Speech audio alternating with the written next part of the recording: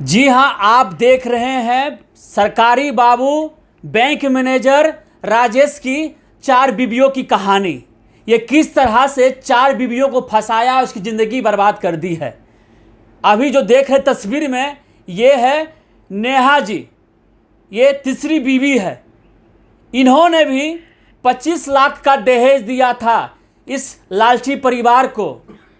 पूरी कहानी सुनिए, ये सुनाएंगी। और तस्वीर में भी देख सकते हैं, ये दूसरी बीवी है दीक्षा जी, ये भी वक्त के मारी हुई हैं, ये भी वक्त के मारी हुई हैं। और एक पत्नी जो राजस्थान की है, वो मोनिका जी, वो भी वक्त की मारी हैं। तीनों पत्नियां का तो मेरे पास अपडेट है, लेकिन एक पत्नी का अपडेट नहीं है मेरे पास।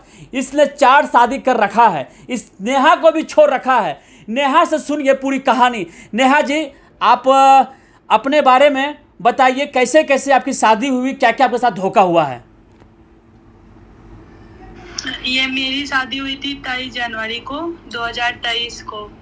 और फिर इन्होंने बताया नहीं था कि इन्होंने इतनी इतनी शादी कर रखी है, ना कुछ भी बताया। बस इतना बोला कि बैंक में है, बैंक ऑफ इंडिया में है, स्केल 3 में है, ये है वो है। और उसके बाद तो फिर शादी हो गई। फिर शादी के 2 मंथ के बाद ही हमको उनकी पहली वाइफ के बारे में पता चला, तो उन्होंने बोला कि वो डेथ कर गई हैं। फिर उसके बाद फिर पता चला कि वो जिंदा है। मोबाइल से उनका मोबाइल से ही हमको पता चला, क्योंकि फेसबुक पे कुछ फोटो अपलोड थी और ये स्क्रीनशॉट लिए हुए थे, उनसे पता चला। फिर उसके बाद एक दिन मतलब 6 मंथ के बाद हमको इनके बारे में पता चला, दीक्षा के बारे में पता चला। दीक्षा के बारे में पता चला, फिर हम उनसे पूछे, तो वही सब पूछने पे मारपीट करना, या तुम चली जाओ, 50 शादी करेंगे, ठीक है, इस टाइप से तुम्हारे पापा ने किया क्या है। फिर और भी बॉडी शेमिंग पे तो वो बहुत ज्यादा कमेंट करते, खासकर उनके पापा, ठीक है। 4 लड़कों को बुलाएंगे, रेप करवा देंगे। फिर उसके बाद हाँ, हर चीज में घर जाना है तो लिख करके जाओ कि हम अपनी मर्जी से जा रहे हैं, ताकि अगर आप मतलब ये घर से निकालेंगे तो आपको पहले वो लिखवाएंगे, ठीक है, लिखवा लेंगे ताकि आप वो दूसरा तीसरा शादी कर सके। इस वजह से मेरे साथ भी यही हुआ। हम इतना ज्यादा इन लोगों ने मतलब टॉर्चर किया है ना, कि मतलब अब कैसे कोई बर्दाश्त करेगा कि हस्बैंड 3-3 4-4 शादी किया है, और उसमें भी मतलब कि एकदम उसको कोई वो है ही नहीं एकदम। वो फिर भी बोलता था कि तुम भी जाओगी तो फिर करेंगे, मतलब ऐसा। तो उस गुस्से में तो हम मतलब गुस्से में क्या, मतलब इतना ज्यादा हमको मेंटली मतलब टॉर्चर हम हो गए थे कि जिसकी वजह से हम सल्फास खा लिए थे। सल्फास खाए तो उसमें भी कोई तरह का नहीं, उसमें भी हॉस्पिटल में बोल रहे हैं हाँ हाँ ठीक है, मर जाने दो, क्या है, उनके पापा देख लेंगे जो होगा। अभी भी कोर्ट में भी हमारा केस चल रहा है, तो उसमें भी वो बोलते हैं मतलब कि हाँ इसको अब रखेंगे ही नहीं, ठीक है, मतलब फिर शादी करने के विचार से अभी भी बस यही वेट कर रहे हैं कि बस कोर्ट का खत्म हो तो हम 5वां तीसरा और भी जितना शादी इनको करना है वो करेंगे। मतलब इतना मेंटली और फिजिकली इतना टॉर्चर करते कि वहाँ कोई लड़की रह ही नहीं सकती है। ये जो निर्लज है बैंक बाबू, सरकारी बाबू राजेश को कितना दहेज दिया गया? 25 लाख। और उसके साथ क्या क्या खर्चा किया आप लोगों ने? खर्चा तो सारा हम ही लोग से करवाए, खुद किए क्या है। शादी कहाँ पे हुआ था आपका? खुद का गाड़ी लेके पूरा जितना शेरवानी सब में पहनते हैं वो शेरवानी पहन करके बस पहुंच जाते हैं। अच्छा, ये बाकी हम लोग अशोक धाम के पास एक होटल है, हाँ, जहाँ पे हम लोग मतलब वहाँ पे सब कुछ बुकिंग किए थे।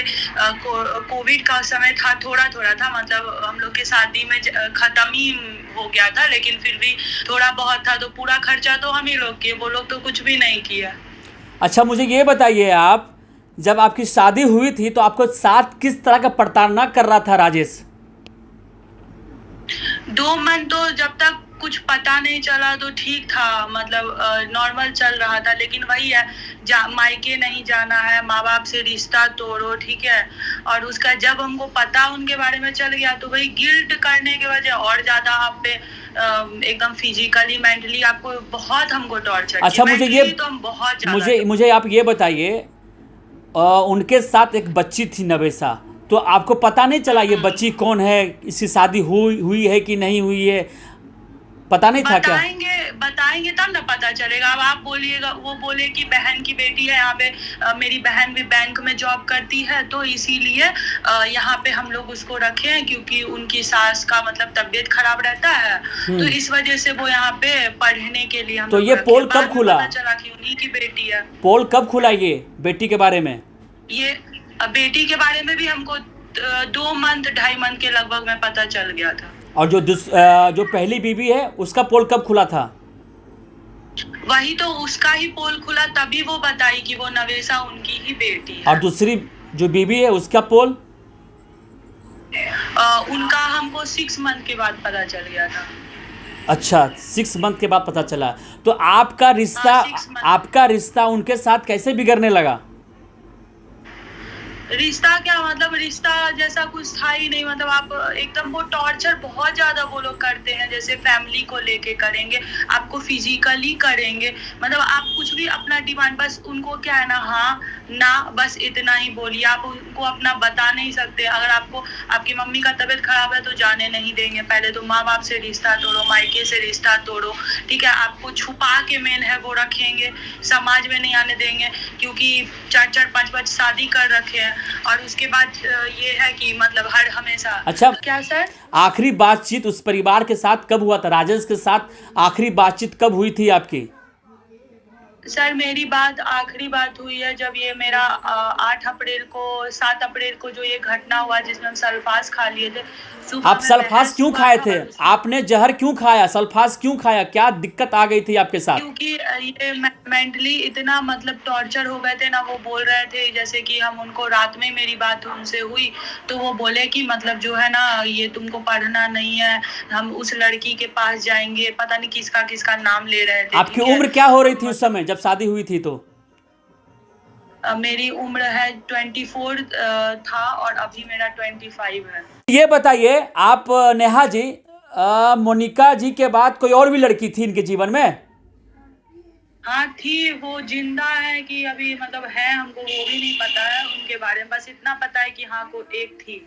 यानी कि पहली बीवी मोनिका, दूसरी बीवी के बारे में पता नहीं, तीसरी बीवी दीक्षा, चौथी बीवी आप। और आगे क्या तैयारी कर रहा है ये जो दहेज लोभी पूरा परिवार है?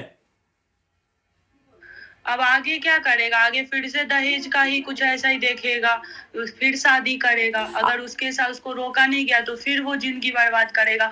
हम तो किसी की लाइफ बचाने के लिए ही केस किए हैं, अपना लाइफ बचाने के लिए केस किए। हम तो कितना 5-6 बार उसको चांस दे चुके हैं। 5-6 बार घर से बाहर निकालता था, रात भर बैठे रहते थे, फिर सुबह में पैर पकड़ के अंदर जाते थे। 5 बार दिए। अब मतलब नहीं सह पाए, तो जिसके वजह से ही केस हम किए हैं। में क्या चाहते हैं, क्या गुहार लगाना चाहते हैं? न्याय तो हम यही चाहते हैं कि उसको सजा हो, उसको रियलाइजेशन हो कि शादी नाम की भी एक चीज होती है। शादी कोई व्यापार नहीं होता है जो आप इधर उधर कर रहे हैं। जी हाँ, आप देख रहे हैं एक सरकारी बाबू, बैंक कर्मचारी, बैंक मैनेजर राजेश की 4 बीवियों की कहानी। अभी इस वक्त ये चौथी बीवी और तीसरी बीवी सामने है, जो मैंने सामने लाया। इसी तरह से मैं मोनिका जी को भी सामने लाऊंगा। जिस तरह से इन्होंने अपना आप बीती सुनाया, किस तरह से इनकी शादी हुई, किस तरह से इन्हें झांसा दिया गया, किस तरह से इन्हें भलाया फुसलाया गया। लड़का बताया कि मैं कुमारा हूं। शादी से पहले बोला कि वो शादीशुदा है। जब आपकी शादी हो रही थी पता था क्या? नहीं, बिल्कुल कुछ नहीं पता था। देखिए, नेहा जी को अंधेरा में वो रखा था, इस दीक्षा को भी अंधेरा में रखा था। ना जाने ये सरकारी बाबू का खेल कब तक चलता रहेगा। मुझे ये बताइए, आपने उसे 25 लाख का दहेज क्यों दे दिया?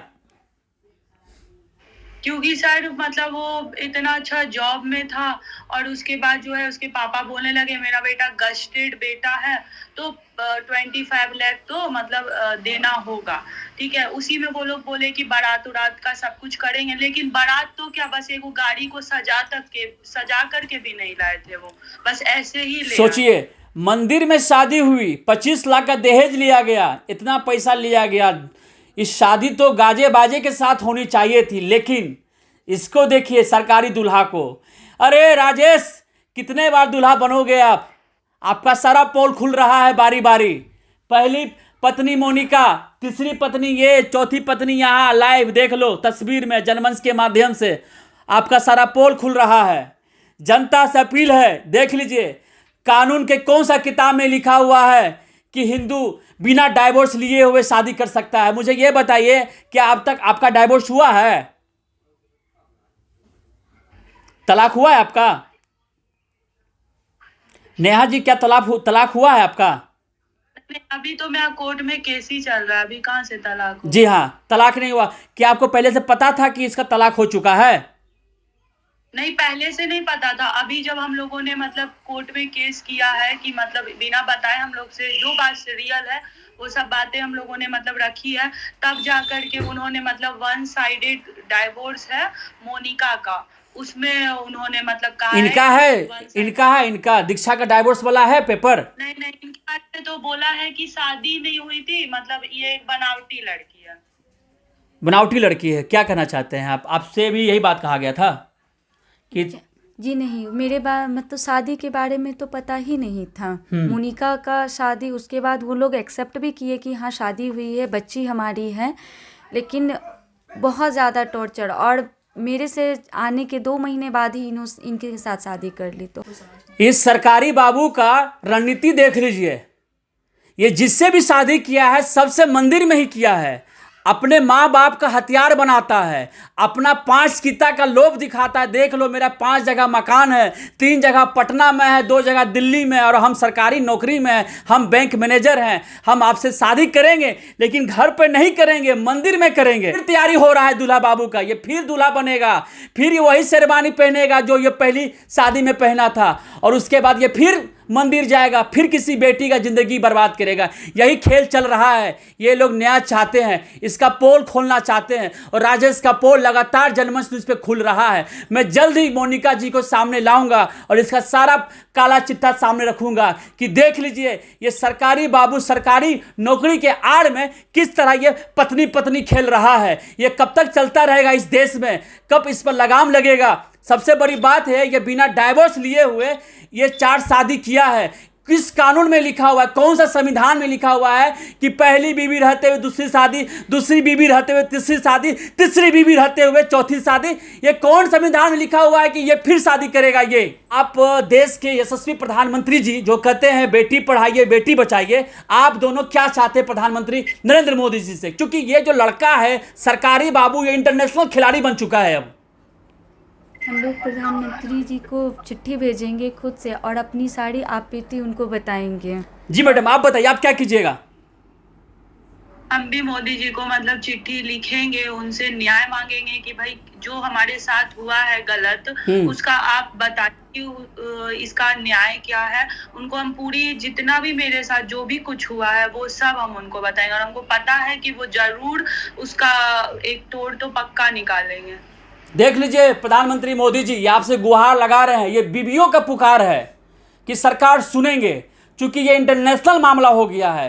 क्योंकि अभी तो नेशनल खेल चल रहा है, कुछ बीवी बिहार की, कुछ बीवी राजस्थान की, कुछ बीवी मुंबई की, पता नहीं इसकी कितनी शादी है। 4 शादी का राज तो मेरे पास है, लेकिन यह दूल्हा फिर से बनने जा रहा है, ये फिर दूल्हा बनेगा। मोदी जी से रोकिए, आप ही रोक सकते हैं, देश के प्रधानमंत्री हैं, ये सरकारी बाबू हैं, सरकारी नौकरी है, ये शादी खेल कर रहा है।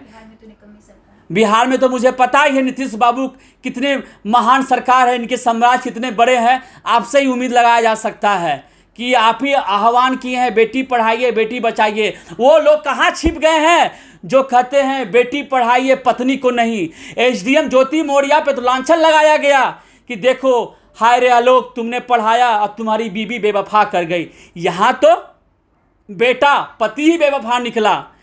1 के साथ छोड़िए, 2 के साथ छोड़िए, 3 के साथ छोड़िए, 4 बीवियों को बेवफाई किया है ये, और इस पर कोई सामने नहीं आ रहा है। कहाँ गए वो समाज के ठेकेदार? कहाँ गए वो हिंदूवादी नेता? कहाँ गए वो समाज के नाम पे बड़ी बड़े सेखी बखारने वाले, आप कोई कुछ बोलेंगे? देखिए 2 बीवी सामने ही है, यहाँ तीसरी है, चौथी है मेरे पास, चौथी लाइव है यहाँ पे साक्षात यहाँ बैठी हुई है।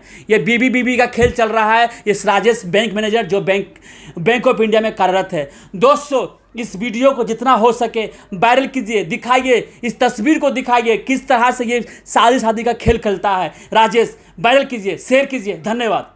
हमसे जुड़े रहने के लिए हमारे YouTube चैनल को सब्सक्राइब करें और नई वीडियो की नोटिफिकेशन के लिए बेल आइकॉन को दबाएं। अगर आप ये वीडियो Facebook पर देख रहे हैं तो लाइक जरूर करें और ज्यादा से ज्यादा शेयर करें। धन्यवाद।